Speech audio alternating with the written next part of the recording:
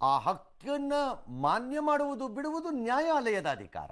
Okay, ಹೋಗೋದು ಅವ್ರನ್ನ ತಡೆಯಕ್ಕೆ ಬರಲ್ಲ ನೀವು.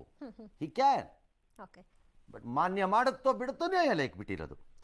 ಈ ಮಧ್ಯೆ ಅವ್ರಿಗೆ ಕೊಟ್ಟಿರೋ ಜೈಲ್ ನಂಬರ್ನ ಕೆಲವು ಅಭಿಮಾನಿಗಳು ಅವ್ರ ವಾಹನಗಳ ಮೇಲೆಲ್ಲ ಹಾಕ್ಕೊಂಡಿದ್ದಾರೆ. ಹಾಕ್ಕೊಳ್ಳಿ, ನಿಮ್ಮ ಇಷ್ಟ, ಅವಾಗ ಅದನ್ನ ಮಾಡಿದ್ರು, ಈಗ ಇದನ್ನ ನಿಮ್ಮ ಇಷ್ಟ, ನಿಮ್ಮ ಇಷ್ಟ.